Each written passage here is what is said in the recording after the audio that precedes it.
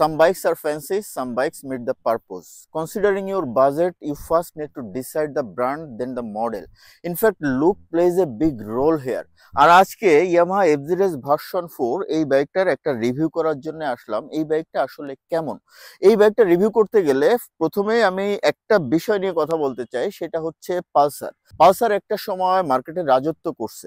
পালসারের এখনো পর্যন্ত যারা কিনছে, যদিও পালসার আমি এখন কেউ কিনুক এটা প্রিফার করি না, তারপরেও কেউ না কেউ পালসার কিনছে। কেন কিনছে? What is the reason behind this? Because of the seat. Pulsar আসলে মানুষ পালসার বাইকটা কিনছে না, কিনছে হচ্ছে বাইকটা সিট। কারণ বাইকটা সিটটা এতটা বড় যে তাদের পারপোজের সঙ্গে ম্যাচ করে। অনেকেই ফ্যামিলি বাইক চান, একটু বড় সিট চান, বউ বাচ্চা নিয়ে চলবেন, এরকম একটা স্পেশাল সিট চান, যে কারণে এখনো পালসার কিনছে। এখন এই এফজেডএস ভার্সন 4 বা ভার্সন 3 যে মডেলের কথাই বলেন না কেন, একটা ফ্যাক্ট হচ্ছে এই বাইকটা কিন্তু এই পারপোজটাকে অনেকটাই সার্ভ করে। এখন এই এফজেডএস ভার্সন 3 বা ভার্সন 4 যেটাই বলেন অলমোস্ট সেম, যদিও ভার্সন 4 এ কিছু চেঞ্জ আছে, এগুলো নিয়ে একটু পরে আমরা ডিটেইলস কথা বলবো। তার আগে বলি যে এটার কি সিটি একমাত্র কারণ যে কারণে এই বাইকটা মার্কেটে এত বেশি ক্রেজ ক্রিয়েট করছে? এই বাইকটার এত ক্রেজের কারণটা কি? এটা কি শুধু সিট নাকি অন্য কিছু? চলেন আজকে টোটাল রাইড নিয়ে, বিভিন্ন এক্সপেরিমেন্ট নিয়ে এই বিষয়টা বের করার চেষ্টা করি যে এই বাইকটার এত ক্রেজ বা এত নাম, এটার পেছনে আসলে কারণটা কি। বাইকটার রিভিউ ভালো মন্দ এই আকারে প্রকাশ করার আগে এটার একটা বিষয় নিয়ে কথা বলতে হয়, সেটা হচ্ছে যে ট্র্যাকশন কন্ট্রোল। এখন ফ্যাক্ট হচ্ছে ট্র্যাকশন কন্ট্রোল আসলে কোন বাইকগুলোতে থাকে? যে বাইকগুলো ম্যাসিভ পাওয়ারের হয় বা একটু পাওয়ার বেশি থাকে, ওই বাইকগুলোতে ট্র্যাকশন কন্ট্রোলটা দরকার হয়। বাট একটা বাইক যেটা 149 সিসির বাইক, যেটার পাওয়ার প্রোডাকশন ক্যাপাসিটি হচ্ছে 100 বা 125 সিসির মতো, এই বাইকে এই ট্র্যাকশন কন্ট্রোল কি করবে? এটা আসলে আমার কাছে কোনোভাবে এটা জাস্টিফাইড মনে হয় না, বা কোনো ব্যাখ্যা আমি পাই না যে এই ট্র্যাকশন কন্ট্রোলটা কি কাজে লাগে। ইনফ্যাক্ট এটা যতগুলো রাইডারের সাথে আমি কথা বলছি, কেউই বলে নাই, অনেকে বোঝেই না জিনিসটা কি, বা অনেকে এটার প্রয়োজনও ফিল করে না। সো এই জিনিসটা এই বাইকটার সাথে দিয়ে এই বাইকটার প্রাইস কেন হুদাই বাড়ানো হলো আমি জানি না। এই ল্যাঙ্গুয়েজটার জন্য আমি সরি, বাট এইভাবে বলতে হচ্ছে। ট্র্যাকশন কন্ট্রোল জিনিসটা হচ্ছে আপনার পেছনের চাকার নিচে যদি বালু পাথর বা এরকম কিছু থাকে যে চাকা ঘুরতে প্রবলেম হবে বা ট্র্যাকশন লুজ করবে, তখন সেফটি পারপোজ দুইটা ওয়েতে ট্র্যাকশন কন্ট্রোল কাজ করে। একটা হচ্ছে ফুয়েল সাপ্লাই বন্ধ করে দেয় ট্র্যাকশন কন্ট্রোলের একটা ওয়ে, আর একটা হচ্ছে আরপিএমটা ডাউন করে দেয় অটোমেটিক্যালি ও ইলেকট্রনিক্যালি সেটা কন্ট্রোল করে। এখন এরকম একটা আন্ডার পাওয়ার্ড বাইকে এই ট্র্যাকশন কন্ট্রোল দেবার কোনো প্রয়োজন ছিল বলে আমার মনে হয় নাই। So it's a unnecessary feature, যেটা বাইকটার দাম অকারণে বাড়িয়ে দিয়েছে বলে আমার কাছে মনে হয়েছে। বাট এর অপোজিটে বা এটা না দিয়ে কোম্পানি যদি ডুয়েল চ্যানেল এবিএস দিত, তাহলে মনে হয় সেটা আরো বেটার হইতো। মানে একটা আননেসেসারি জিনিস ঢুকাই দিছে, সেখানে একটা ভালো জিনিস করা যাইতো। এই বাইকটার লুকটা মনে হবে যে this is powerful, this is giant, but এটার পাওয়ার প্রোডাকশন ক্যাপাসিটি মনে হবে এটা লুকের সাথে যায় না। একটু আগে আমি রাইড করতে করতে ফান করে বলছিলাম যে এই বাইকটাকে ওকেই বলছিলাম যে ভাই, তোকে যারা প্রডিউস করে বা তোর বাবা মা যারা, তাদেরকে একটু বলিস একটু হরলিক্স টলিক্স খাওয়াইতে, তাহলে তোর সাইজের সাথে পাওয়ারও বেশি হবে বা শক্তি বেশি পাবি। বাট অনেক সময় পাওয়ার বা শক্তি সবকিছু নয়, এর সঙ্গে আরো অনেক বিষয় জড়িত থাকে। এই বিষয়গুলো নিয়ে অ্যানালাইসিস করে সবকিছু বিবেচনা করে এই বাইকটার সম্পর্কে আজকে একটা ফাইনাল কনক্লুশনে আমরা চলে আসবো যে এই বাইকটা আসলে কেমন, এই বাইকটা আপনার নেওয়া উচিত কিনা, এই সব বিষয় নিয়ে আজকে কথা বলবো। চলেন তাহলে এই বাইকটা রিভিউ করার আগে এই বাইকটার কিছু স্পেসিফিকেশন জেনে নিই।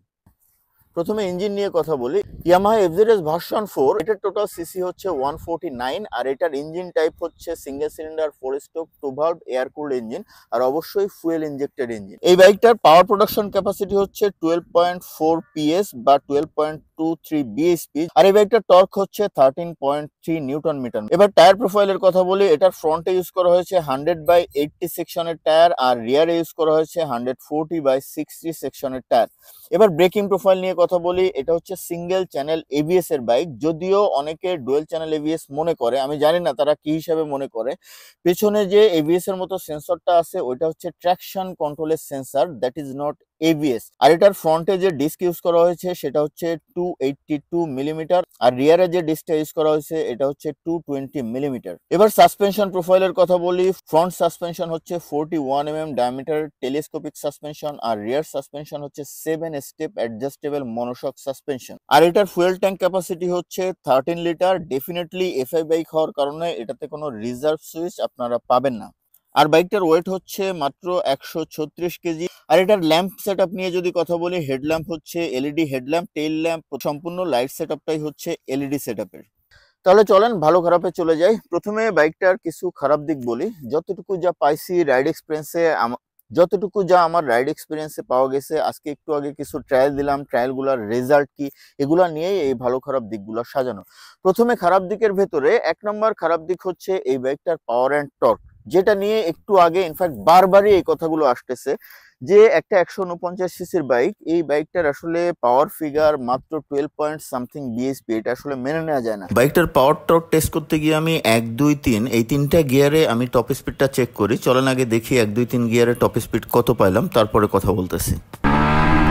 ফার্স্ট গিয়ারে 42, সেকেন্ড গিয়ার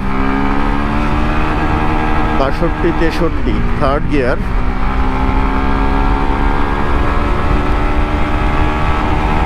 84, থার্ড গিয়ার আর একটু যাওয়ার কথা, থার্ড গিয়ার 84 পর্যন্ত গেল। এরপরে 0 to 100 টাইমিংটা টেস্ট করি। যদিও টাইমিংটা পারফেক্ট ছিল না, তারপরেও অ্যাভারেজ একটা ধারণা অ্যাটলিস্ট পাওয়া যাবে। আর এইখানেও বাইকটা আমাকে হতাশ করছে।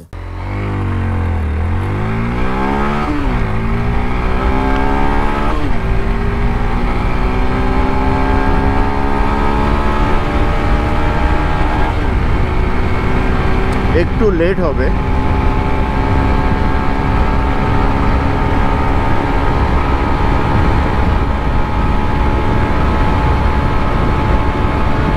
ফার্স্ট ট্রায়ালে 100 আমি তুলতেই পারি নাই, সেকেন্ড ট্রায়ালে 25 সেকেন্ড সময় নিল। 125 সিসির বাইকও এত সময় কিন্তু নেয় না। তো ডেফিনেটলি আমার কাছে মনে হয়েছে এই স্লো এক্সিলারেশনকে কোনোভাবেও এক্সপ্লেন করা যায় না। It's clearly a big negative side of this Yamaha FZS version 4। Specially আপনি যখন হাইওয়েতে ওভারটেক করতে যাবেন, অনেক ম্যাচিউরলি অনেক সময় নিয়ে ওভারটেকটা করতে হয়, যেটা আমার কাছে মনে হয়েছে এই বাইকটার বড় একটা নেগেটিভ দিক। ডেফিনেটলি এটার পাওয়ার হওয়া উচিত অ্যাটলিস্ট 14 বা 15 বিএসপি, তাহলে এই বাইকটার কম্প্যাক্ট বা কমপ্লিট যে প্যাকেজ বা পারফেকশন যে শব্দটা, এই শব্দটার সাথে এই বাইকটা 100% ম্যাচ করতো যদি এই বাইকটার পাওয়ার হইতো 15 বিএসপি। সো এই বাইকটার সব থেকে বড় নেগেটিভ দিক হচ্ছে বাইকটার পাওয়ার অ্যান্ড টর্ক। বাইকটার 2 নম্বর নেগেটিভ দিক হচ্ছে বাইকটার প্রাইস। ডেফিনেটলি অনেকেই এই জায়গাতে আসলেই এই বাইকটা নিয়ে ফেসবুকে গেলে দেখি রীতিমতো গালিগালাজ শুরু হয়ে যায় এই বাইকটার প্রাইসিং নিয়ে যখন কথা হয়, লবণ কোম্পানি এটা সেটা অনেক কিছু। বাট এই বিষয় হচ্ছে যার যা ইচ্ছা, যে যেমন দাম রাখবে, আপনি কিনবেন কি কিনবেন না এটা হচ্ছে আপনার ব্যাপার। বাট এটার বর্তমান দাম হচ্ছে 2,98,000 টাকা। এখন এই বাইকটার যে পাওয়ার ফিগার বা টর্ক ফিগার, এটার সাথে আমার কাছে কোনোভাবে মনে হয় না যে এই প্রাইসটা জাস্টিফাইড বা এই প্রাইসটা কোনোভাবে লজিক্যাল। আমার কাছে মনে হয় বাংলাদেশের হেভিলি ওভার প্রাইস বাইক হচ্ছে এটা। আর ডেফিনেটলি এটার প্রাইস হওয়া উচিত 2,50,000 থেকে 60,000, এর উপরে কোনোভাবে হওয়া উচিত না। বাইকটার 3 নম্বর নেগেটিভ দিক হচ্ছে বাইকটার হেডল্যাম্পের পারফরমেন্স। হেডল্যাম্পটা দেখতে অনেক সুন্দর, এলইডি সেটআপের হেডল্যাম্প, বাট এই বাইকটা নিয়ে আপনি যখন হাইওয়েতে রাইড করতে যাবেন, আপনার অপোজিট দিয়ে যদি কিছু আসে তাহলে দেখবেন যে এই হেডল্যাম্পে আসলে খুব একটা কাজে দেয় না। So definitely another negative point হচ্ছে এটার হেডল্যাম্পের আলো। আমার কাছে মনে হয়েছে এটা হাইওয়ে রাইডের জন্য পর্যাপ্ত না। এফজেডএস ভার্সন 4 এর আরেকটা নেগেটিভ সাইড, সেটা হচ্ছে একটা বাইকের মিটার থেকে একটা বাইকার প্রথম এবং প্রধান যে বেসিক জিনিসটা চায় সেটা হচ্ছে গিয়ার ইন্ডিকেটর। আর এফজেডএস ভার্সন 4 এর মিটারটা অনেক বড় করছে, অনেক সুন্দর লাগতেছে দেখতে, বাট এই বেসিক ইনফরমেশনটাই তারা এখনো পর্যন্ত দেয় নাই। Definitely it's a big negative side. FZS version 4 এ আমার রাইড এক্সপিরিয়েন্স থেকে আমি মাত্র এই 4টা নেগেটিভ দিক বের করতে পারছি। আরো কিছু থাকতে পারে, বাট ওগুলো আমার মনে হয় বড় কিছু না। এর বাইরে আর কোনো নেগেটিভ পয়েন্ট আমার চোখে পড়ে নাই যেটা অনেক বড় কোনো বিষয়। এবার আসেন তাহলে এটার ভালো দিক কি। হ্যাঁ, ভালো দিক এই বাইকটার অনেক আছে। অনেক সমালোচনা করছি, কিন্তু সমালোচনার বাইরে এই বাইকটার অনেক ভালো দিক আছে যেগুলো ডেফিনেটলি বলা উচিত। 1 নম্বর ভালো দিক হচ্ছে এই বাইকটার সিট। আপনি যখন এই বাইকটা সিটে বসবেন, অনেক বাইকে সিটে বসলে সিটটা হার্ড মনে হয়, স্পেশালি আপনি যখন অফ রোডে যাবেন বা লং ট্যুরে যাবেন, কিছুক্ষণ রাইড করার পরে পেছন দিকে একটা ব্যথা সৃষ্টি হয়।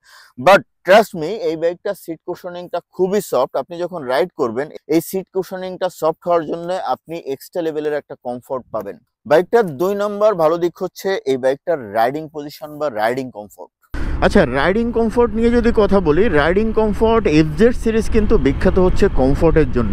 এফজেডএস ভার্সন 3 ডিলাক্স একই লেভেলের রাইডিং কমফোর্ট আপনি পাবেন, একই লেভেলের মিস, মানে এর থেকে ভালো কমফোর্ট আসলে অন্য কোনো জায়গায় আপনার মিলবে কিনা আমার সন্দেহ আছে। মানে এই বাইকটা জাস্ট আপনি রাইড করবেন on road, of road, long tour, short tour, যে কোনো জায়গায় হোক না কেন আপনি এই বাইকটাতে বসে ডিফারেন্ট লেভেলের একটা কমফোর্ট ফিল করবেন। আর এই কারণেই হয়তো বলা হয় এফজেড হচ্ছে কমফোর্টের কিং। এই বাইকটার 3 নাম্বার ভালো দিক হচ্ছে এই বাইকটার ওয়েট ডিস্ট্রিবিউশন। চলেন রাইড করতে করতে ওয়েট ডিস্ট্রিবিউশন নিয়ে কথা বলি। ওয়েট ডিস্ট্রিবিউশন, ইয়েস, একটা বাইক কতটা ইকুয়ালি ওয়েট ডিস্ট্রিবিউটেড এটার উপর ডিপেন্ড করে ওই বাইকটার ব্যালেন্স কন্ট্রোল কত ভালো হবে। ডেফিনেটলি আমি সবসময় প্রেস করি ইয়ামাহা এফজেড আর সুজুকি জিক্সার সিরিজের ওয়েট ডিস্ট্রিবিউশনের জন্য।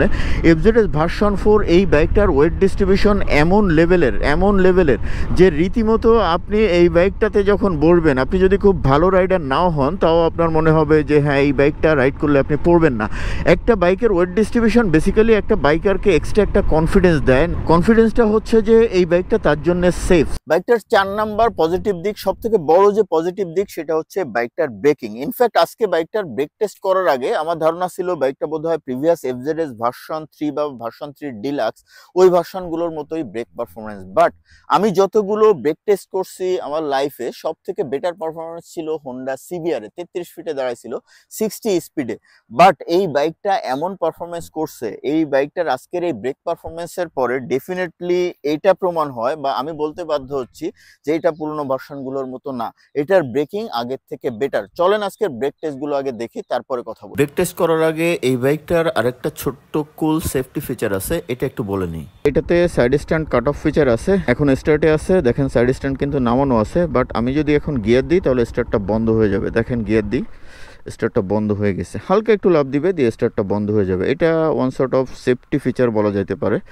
এই হচ্ছে ব্যাপার। এখন একটু ব্রেক টেস্ট করি। দাগ দিছো? দাগ দেখতে পারবেন? ওই প্যাকেটটা ওইখানে রাখো। 60তে আমি এখন 2টা ব্রেকই হার্ড প্রেস করে দেখব যে কতটুকু ডিস্টেন্সে দাঁড়ায়। দেখা যাক। গাড়িটা একটু ডিস্টার্ব করবে বলে মনে হচ্ছে। সামনে একটা মেজারমেন্ট দেওয়া আছে, যদিও মাপ হয়তো হাফ ফিট 1 ফিট এদিক সেদিক হতে পারে, কারণ হচ্ছে ব্রেক যেখান থেকে ধরবো ওই দাগটা হয়তো আমি হালকা মিস করতে পারি।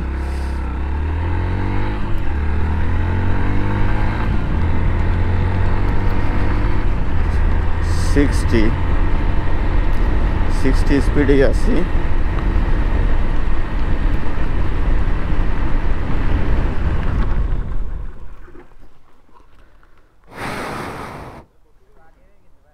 স্টার্ট বন্ধ। হ্যাঁ না, সাইড স্ট্যান্ড দিছি, হ্যাঁ বন্ধ হয়ে গেছে। এইটা হচ্ছে তোমার করছি না, ধরছি তো এইখান থেকে, পেছনের চাকা সাথে সাথে ধরছি, এই জন্য এইখান থেকে স্কিড করছে, বুঝছো? আমি ব্রেকটা ধরছি এইখানেই। এটা মেজারমেন্ট ফোনে দেখো তো, কার ফোনে মেজারমেন্ট আছে? আমারটা আছে মনে হয়। মেজার পাইছি, ওইখানে একটা দাগ দিতে হবে, তাই না? একটা কিছু দিয়ে দিই। ওই ঠিক মাথার চাকা এটা রাখো তো, দেখি কত ফিটে থামলাম। হ্যাঁ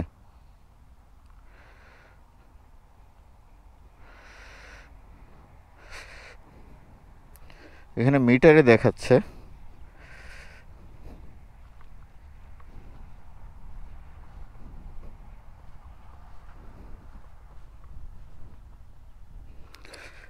এই যে হচ্ছে এক্স্যাক্টলি সামনের চাকা, 8.7 মিটার, 8.72 মিটার।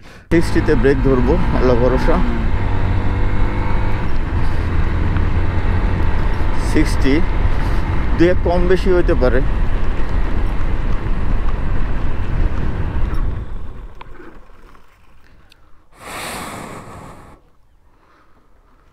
রীতিমতো ভয় লেগে যায়, পেছনের চাকা যেভাবে স্কিড করতে থাকে, আর যেহেতু ট্র্যাকশন কন্ট্রোল আছে যে কারণে বন্ধ হয়।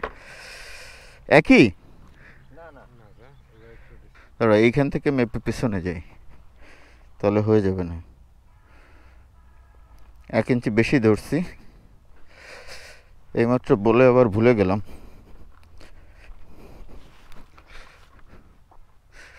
ঠিক এইখানে ব্রেকটা ধরছি 9.14 দেখি 9.14 ইন্টু 3 কয় ফিট আসে? 27 ফিট। মাত্র 27.42 ফিটে বাইকটা দাঁড়িয়ে গেছে 60 স্পিডে। আমি দুইটা ব্রেকই হার্ড প্রেস করছি। সো ডেফিনেটলি আমার কাছে মনে হয়েছে যে এই বাইকটা বিখ্যাত হচ্ছে কমফর্ট, কন্ট্রোল এবং ব্যালেন্সের জন্য। এই কন্ট্রোল ফ্যাক্টটা এই বাইকটার আরো বেটার হয়েছে, মানে প্রিভিয়াস যে ভার্সন ছিল। ইনফ্যাক্ট আমার কাছে আজকে টেস্ট করার পরে মনে হচ্ছে বাংলাদেশের বেস্ট ব্রেক পারফরমেন্স বা সব থেকে বেশি সেফটি পাবেন আপনি ইয়ামাহা এফজেডএস ভার্সন 4 থেকে। এই বাইকটার 5 নম্বর পজিটিভ দিক হচ্ছে বাইকটার ইঞ্জিন রিফাইনমেন্ট। আমি এই 4 দিন এই বাইকটা চালাচ্ছি, আমার কাছে মনে হয়েছে যে এই বাইকটার ইঞ্জিন সুপার রিফাইন্ড। মানে এফজেডএস ভার্সন 3 আপডেটেড যে ভার্সনটা ছিল, এফজেডএস ভার্সন 3 ডিলাক্স, আমার কাছে মনে হয়েছে টু সাম এক্সটেন্ট ডিলাক্স থেকেও এটার ইঞ্জিন রিফাইনমেন্ট আরো বেটার। কোনো ধরনের ভাইব্রেটিং কোনো ফিল আপনি পাবেন না, এক্সেলেন্ট লেভেলের, মানে বাটার স্মুথ টাইপের একটা ইঞ্জিন। বাইকটার 6 নম্বর পজিটিভ দিক হচ্ছে এই বাইকটার মাইলেজ। ডেফিনেটলি মাইলেজ ভালো হবারই কথা, কারণ প্রিভিয়াস যে ভার্সনগুলো ছিল ওইগুলোরও মাইলেজ ভালো ছিল, প্লাস বাইকটার পাওয়ার টর্ক যেহেতু অনেক কম, ওই হিসেবে মাইলেজ ভালো হবারই কথা। আর প্র্যাকটিক্যালি এই বাইকটার মাইলেজ ডেফিনেটলি ভালো। এই বাইকটা থেকে সিটিতে আপনি 42 টু 45 এই রেঞ্জের মাইলেজ পেয়ে যাবেন, আর হাইওয়েতে আপনি 45 টু 55 পর্যন্ত মাইলেজ পাবেন। তবে ভালো মাইলেজ পাওয়ার সব থেকে বড় বিষয় হচ্ছে বাইকের মেইনটেনেন্স প্লাস রাইডার হচ্ছে একটা বড় ফ্যাক্ট। আপনার রাইডিং স্টাইলের উপর কিন্তু মাইলেজ ডিপেন্ড করে, আপনি কেমন ভাবে রাইড করছেন এটার উপরেই আপনি কেমন মাইলেজ পাবেন এটা ডিপেন্ড করবে। আরেকটা ফ্যাক্ট হচ্ছে এটা ডিজিটাল মিটারে কিন্তু মাইলেজটা দেখা যায়, আপনি এটা ডিজিটাল মিটার থেকেও মাইলেজটা মেজার করতে পারবেন। বাইকটার 7 নম্বর পজিটিভ দিক হচ্ছে বাইকটার সাসপেনশন। চলেন ভাঙা রোডে রাইড করতে করতে এটা সাসপেনশন ফিডব্যাক কেমন সেটা বলি। বাইকটার অফরোড কন্ডিশন বা সাসপেনশন ফিডব্যাক নিয়ে যদি কথা বলতে হয় তাহলে এই খুলনার ময়ূরী রোডটা হলো পারফেক্ট। এই রোডটা যে লেভেলের ভাঙাচোরা, FZS version 1, version 2, version 3, version 4 প্রত্যেকটা ভার্সনেরই সেম সাসপেনশন প্রোফাইল। সামনে 41mm টেলিস্কোপিক সাসপেনশন আর রিয়ারে হচ্ছে 7 স্টেপ অ্যাডজাস্টেবল মনোশক সাসপেনশন। এটা ভাই অফরোড অন রোড যে রোডেই যান না কেন এই সাসপেনশন থেকে আপনি সেই লেভেলের পারফরমেন্স পাবেন। মানে একটা সাসপেনশন থেকে আমরা যে লেভেলের ভালো প্লে আশা করি এই লেভেলের প্লে আপনি এফজেডএস ভার্সন 4 এর ফ্রন্ট সাসপেনশন থেকে পাবেন। ফ্রন্ট সাসপেনশন নিয়ে যদি এক কথায় কথা বলি তাহলে ভাই জোস। আর রিয়ার সাসপেনশন ডেফিনেটলি সেম লেভেলের সফট সাসপেনশন প্লে, যথেষ্ট ভালো অফরোড অন রোড যে কোনো জায়গাতে। শুধুমাত্র সাসপেনশন প্লেই আপনি ভালো পাবেন না, আপনি বাইক থেকে সেই লেভেলের স্টেবিলিটিও পাবেন। বাইকটার 8 নম্বর ভালো দিক হচ্ছে বাইকটার নতুন এই ডিজিটাল মিটার। এটা সাইজ টাইজ সবকিছু মিলিয়ে আমার কাছে জোস লাগছে। চলেন মিটারটা এক্সপ্লেইন করি আগে, তারপরে মিটারটা এক্সপ্লেইন করি, তাহলেই বুঝবেন যে কেন এটাকে আমি ভালো বলতেছি। এক নম্বর ইস্যু হচ্ছে এটা সাইজটা অনেক বড়, ডেফিনেটলি দেখতে অনেক ভালো লাগে। আর কি ফিচার আছে এখানে, টাইম উঠবে, টাইমটা খুব জরুরি। এফজেড এর প্রিভিয়াস ভার্সনগুলোতে টাইম উঠতো না। আর এটা দেখেন ব্লুটুথ কানেক্টিভিটি আছে, এটা একটা নতুন ফিচার। আগের ভার্সনগুলোতে ব্লুটুথ কানেক্টিভিটি ছিল না। এই যে মোবাইলের সাথে কানেক্ট করা আছে, মোবাইলের ব্যাটারি কিন্তু দেখাচ্ছে কতটুকু ব্যাটারি আছে। আর এটা হচ্ছে আরপিএম, আর এখানে স্পিড উঠবে, আর এইখানে হচ্ছে ফুয়েল গজ, কতটুকু ফুয়েল আছে এটা উঠবে। আর এইখানে হচ্ছে টোটাল ওডো দেখাচ্ছে, ওডো 2234 কিলোমিটার চলছে বাইকটা। ট্রিপ আছে কয়টা? ট্রিপ আছে 2টা। ট্রিপ 1 210 কিলোমিটার চলছে, আর ট্রিপ 2 এটা চলছে হচ্ছে 200। ট্রিপ 2তে দেওয়া আছে 2234 কিলোমিটার। ট্রিপ এফটা হচ্ছে এটাতে যেহেতু রিজার্ভ সিস্টেম নাই, তেল কম থাকলে অটোমেটিক্যালি ট্রিপ এফ এ চলে যাবে। তেল যেহেতু কম আছে, তেল কম অবস্থায় বা ট্রিপ এফ এ 19 কিলোমিটার চলছে। আচ্ছা আর কি আছে দেখি, এইখানে দেখেন মাইলেজটা দেখা যাবে পার 100 কিলোমিটারে কত লিটার তেল খাইছে। দেখি এটার মাইলেজটা কেমন। পার 100 কিলোমিটারে 2 লিটার তেল খাইছে, মানে মাইলেজ আসতেছে এখন 50 করে। এই যে দেখেন 50 করে মাইলেজ আসতেছে, মানে এটাকে যদি 100/2 করেন তাহলে মাইলেজটা পাওয়া যায়। আর কি আছে দেখি, আর একটা চাপ দিয়ে দেখি। এই দেখেন মোবাইলে তার একটা মেসেজ আসছে, মেসেজের ইন্ডিকেটর কিন্তু এখানে চলে আসছে। আচ্ছা এইখানে আরো আছে এভারেজ 24 কিলোমিটার, মানে এটার এভারেজ স্পিড হচ্ছে 24 কিলোমিটার। 24 কিলোমিটার এভারেজ স্পিড হচ্ছে, এখনো পর্যন্ত চালানো স্পিডের এভারেজ হচ্ছে 24 কিলোমিটার পার আওয়ার। আর কি আছে, আর একটা চাপ দিই। ট্র্যাকশন কন্ট্রোলটা কই? এই যে হচ্ছে ট্র্যাকশন কন্ট্রোল অন আছে, এটা অফ করতে পারবেন আপনি। এই রিসেট সুইচটা যদি চেপে ধরেন দেখেন এটা কিন্তু অফ হয়ে যাবে। আমি চেপে ধরলাম,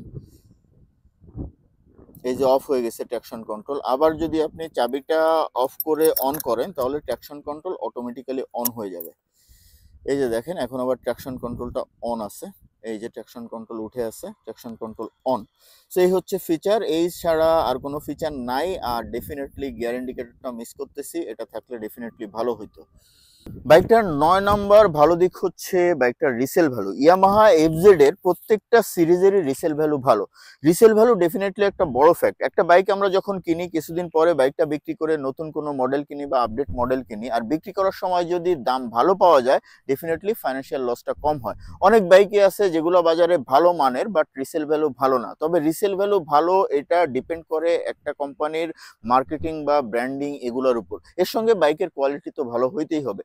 আর এই দুইটা যেহেতু এসিআই মোটরস বাংলাদেশে পারফেক্টলি করছে, যে কারণে এফজেডএস ভার্সন 4 ভার্সন 3 যে ভার্সনই বলেন না কেন রিসেল ভ্যালু যথেষ্ট ভালো পাবেন, প্রায় নতুনের মতো রিসেল ভ্যালু এই বাইকটার আপনি পাবেন।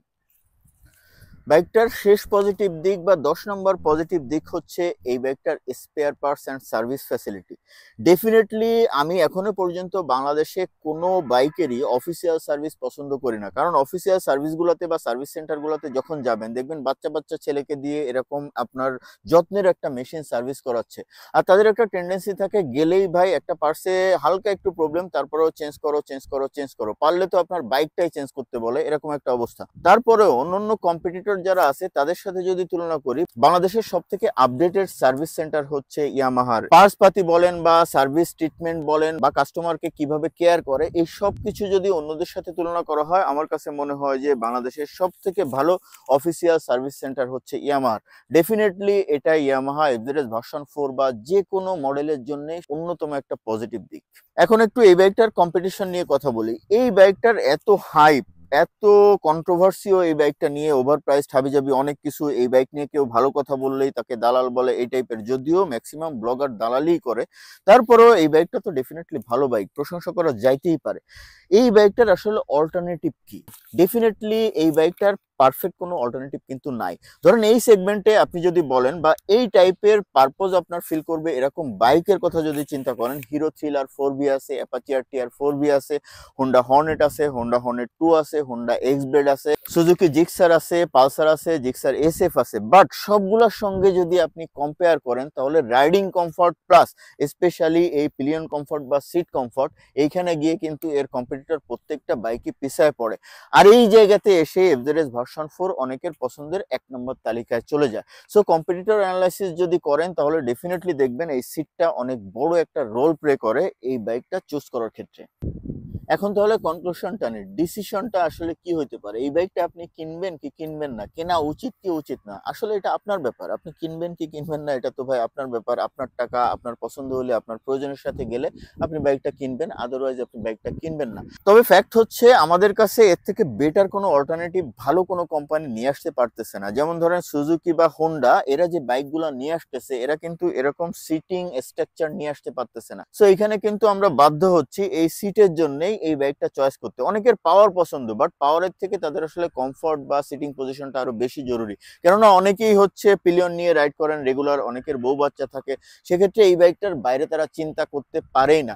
যদিও পাওয়ার লেগটা তারা ভালোভাবেই ফিল করে, তারপরেও কমফর্ট, কন্ট্রোল এবং প্রয়োজন এই তিনটা জিনিসের কাছে আসলে পাওয়ারটা হেরে যায়। আর এই কারণেই হচ্ছে এফজেডএস ভার্সন 3 বা ভার্সন 4 যে ভার্সনই বলেন না কেন এই বাইকটা এখনো পর্যন্ত এতটা বেশি জনপ্রিয়। এখন যদি আপনি আমাকে জিজ্ঞেস করেন যে আশিক ভাই আপনি এই বাইকটা কিনবেন কি কিনবেন না, আসলে এটা অনেক কিছুর উপর ডিপেন্ড করে। এইভাবে ক্লিয়ারলি হ্যাঁ না অ্যান্সারটা দেওয়া আসলে কঠিন।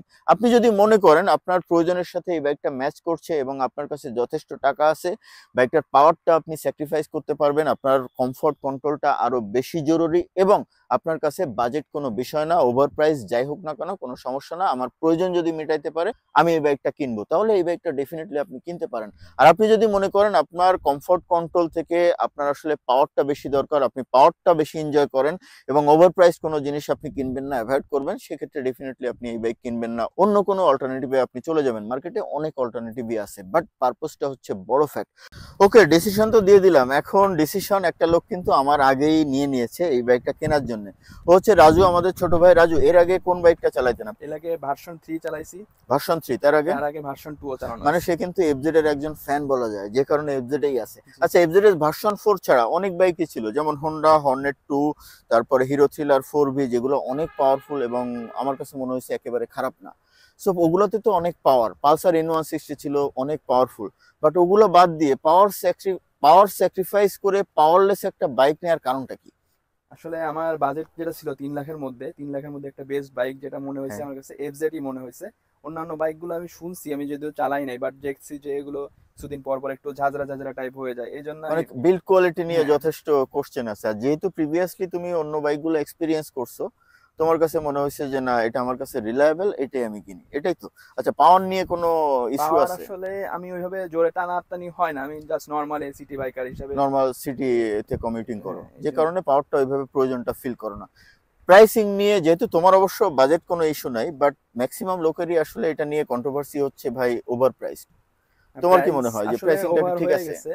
এখন যেহেতু বাজারে 350 সিসি পর্যন্ত এসে গেছে, সেই হিসাবে প্রাইসটা একটু প্রাইসটা বেশি। Over priced. আচ্ছা, একটু আগে তুমি শুনছো হয়তো যে আমি বলছিলাম যে এটা আসলে ট্রাকশন কন্ট্রোলটা কোনো দরকার ছিল না, ডুয়েল চ্যানেল এবিএস দিলে ভালো হতো। এই পয়েন্টের সাথে কি তুমি এগ্রি করো? হ্যাঁ, এগুলো আসলে ঠিক কারণ যে ট্রাকশন কন্ট্রোল কি তোমার কাছে কোনো ধরনের কোনো কাজে আসছে এখনো? এটা আমি এখনো ইউজ হয়েছে কিনা এটা আমি নিজেও ইউজ জানি না। হয়েছে কিনা সেটা নিজেও জান না। জি। সো বেসিক্যালি ম্যাক্সিমাম ভার্সন 4 রাইডারের ক্ষেত্রে একই কথা। সো গাইজ, এই ছিল ইয়ামাহা এফজেড ভার্সন 4 এর রিভিউ। আজকের মতো শেষ করে দিই। রাজু, রিভিউটা কেমন হলো? তোমার কি মনে হলো? ব্রেক টেস্ট করছিলাম, এগুলো তো দেখছো। ব্রেক টেস্টে আমি আমার লাইফের বেস্ট পারফরমেন্স পাইছি। মানে আমি আশাই করি নাই যে এত কম ডিস্টেন্সে দাঁড়াবে। মানে আমি রীতিমতো সারপ্রাইজড হয়ে গেছি যে এত কম ডিস্টেন্সে এই বাইকটা দাঁড়াবে। বাট হতাশ হয়েছি আমি একটা জায়গায়, সেটা হচ্ছে 0 to 100 টেস্টের কথা কি আমি বলছিলাম? না। আগে কোথাও বলি নাই, তাই না? আচ্ছা, স্টপ করো।